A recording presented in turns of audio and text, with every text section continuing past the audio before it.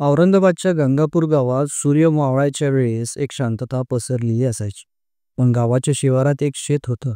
ऊस आणि कापशीच्या दाट झाडांची वेढलेलं ते गाव. गावकरी म्हणायचे, त्या शेतात रात्री काहीतरी भयंकर घडते. कुणी म्हणायचे की रात्री तिथं भूत दिसतं, तर कुणी म्हणायचे की काहीतरी ओरडल्याचा आवाज तिथं येत असतो. पण कोणीही तिथं पाय ठेवण्याची हिंमत कधी करीत नव्हतं. एक दिवस सकाळी गावात खळबळ माजली. त्या शेतात एक मृतदेह सापडला. गळ्यावर हाताचे ठसे आणि कपड्यांवर रक्ताचे डाग तिथं पडलेले होते. ही कहाणी आहे दत्तू सावंत आणि मंगल जाधव यांची. दोन एकट्या जीवांची, ज्यांचं आयुष्य प्रेमापासून विश्वासघातापर्यंत आणि शेवटी एक भयंकर रहस्यापर्यंत जाऊन पोचलं. दत्ता सावंत वय वर्ष 52, एक शेतकरी. गंगापूर गावात त्याचं छोटं मातीचं घर होतं. त्याच्याकडे 5 एकर शेत होतं, ऊस कपाशी आणि थोडं बाजरीचं पीक. 6 वर्षापूर्वी त्याची बायको सुमन शेतात काम करताना सापडणे चावल्यामुळे ती मेली होती. तेव्हापासून दत्तू एकटाच होता. त्याला मुलं नव्हती, फक्त एकच बैल म्हैस त्याचे साथीदार होते. दिवसात तो शेतात राबायचा, ऊस छाटायचा, कापणी करायचा आणि रात्री घरी आल्यावर तो आपल्या जुन्या रेडिओवर लावून भक्तिगीतं ऐकत बसायचा. पण रात्रीच्या शांततेत त्याला एकटेपणाची जाणीव तीव्रपणे व्हायची.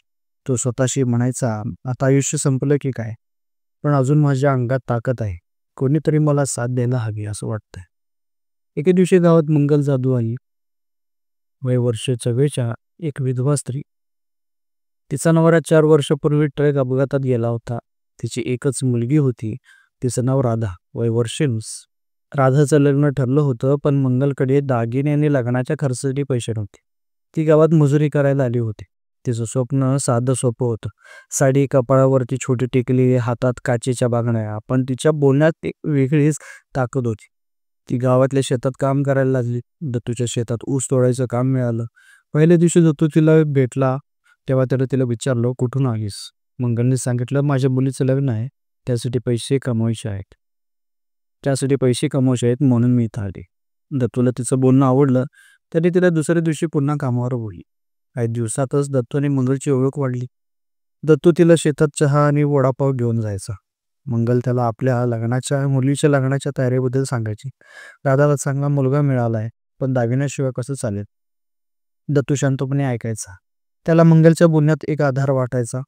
एक दिवस सायंकाळी ऊसाच्या शेतात काम संपलं तेव्हा सूर्य मावळत होता. शेतात कोणीच नव्हतं. मंगलने दत्तूला विचारलं, दत्तू, तू एकटा कसा राहतोस? मला पण एकटीच आयुष्य कठीण वाटते. दत्तूच्या मनात काहीतरी हालत होतं. तो म्हणाला, मंगल, मला पण कुणीच राहावंय. बोलता होता दोघे जवळ आले. त्या क्षणाच्या भावना त्यांच्यात शरीर सन्मान प्रस्थापित झाले. दत्तूला वाटलं की त्याला अखेर आयुष्यात एक साथ मिळाली. मंगल शांतपणे उठली आणि म्हणाली, दत्तू, हे जे झालंय हे तू कोणाला सांगू. पण त्या रात्रीनंतर मंगल बदलून गेली होती. ती रोज दत्तूला भेटायला यायची, शेतात घरी परतताना त्याच्यासोबत राहायची. एक दिवस ती म्हणाली, दत्तू, मला तुझी साथ हवी आहे, पण आपण एकत्र राहूया. माझ्या आयुष्यात माझ्या मुलीचं लग्न तुझ्या पैशाने करूया. दत्तूने ऐकून धक्का बसला. त्याला मंगल आवडायची, पण तिच्या बोलण्यात काहीतरी वेगळं दिसायला लागलं त्याला होतं. त्याच्या मनात प्रश्न आला, ही मला फसवत तर नाही ना? गावात कुजबूज सुरू झाली होती. गावातले म्हातारे चौकात बसून बोलायचे. दत्तूने मंगलला घरी ठेवले. कोणी म्हणायचं की बाई दत्तूच्या जमिनीवरती डोळा ठेवणे. दत्तूच्या मनात संशय वाढू लागला होता. तो रात्री झोपताना विचार करायचा, मंगल खरंच सांगते की ती माझा वापर करून घेते. एक दिवशी दत्तूने मंगलला रात्री शेतात बोलवलं. ऊस आणि कापशीच्या दाट झाडांमध्ये अंधारात चंद्राच्या मिणमित्या प्रकाशात ती दोघं भेटायचे ठरवले होते. शेतात फक्त झाडं हलण्याचा आणि किरकिरण्याचा आवाज येत होता. दत्तूने मंगलला थेट विचारलं, मंगल, तुला खरंच काय हवंय, माझी जमीन की बी? मंगलने हसून उत्तर दिलं, दत्तू, मला तुझं सगळं हवंय. तू माझ्यासोबत राहिलास तर माझी राधा सुखी हो. दत्ताचा राग अनावर झाला. त्याने मंगलचा हात पकडला आणि ओरडला, तू मला फसवायला आली असी तर? मंगलनं त्याला ढकललं. तिच्या हातामध्ये एक छोटा कोयता होता. दत्तूला वाटलं की ते तिच्यावर वार करेल. हे पाहताच दत्तूने तिचा हात पकडला आणि तिच्या नरड्यावरती गळा आवळायला तिचा हात चालू केला. ती ओरडू लागली, दत्तू, मला सोड, दत्तू, मला सोड. पण दत्तूनं राग शिंगेला त्याचा पोचला आणि अचानक मंगलच्या हातातून तो कोयता तिचा हात खाली पडला. दत्तूने रागाच्या भरात तिचा गळा जोरजोरात आवळायला चालू केला आणि शेवटी जोपर्यंत तिचा जीव जात नाही तोपर्यंत तो शांत झाला.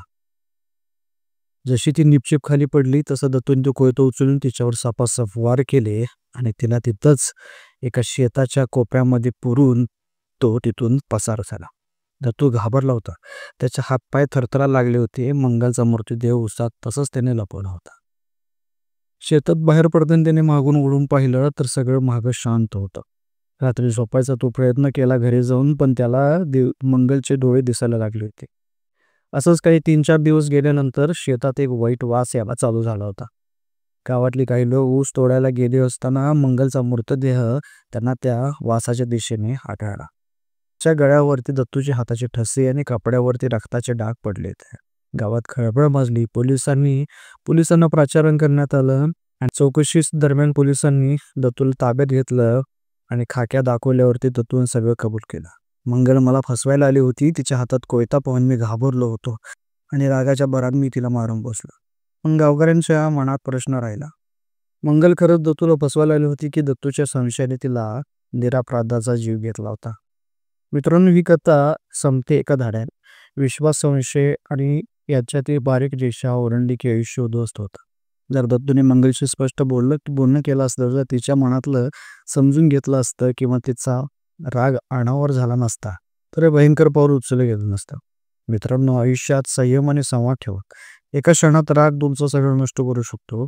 त्यामुळे तुम्हाला काय वाटतं, मंगल खरी होती की दत्तू संशय खरा होता? कमेंटमध्ये नक्की सांगा आणि आपल्या राजेश कुटुंब चॅनलला सबस्क्राईब नक्की करा. धन्यवाद.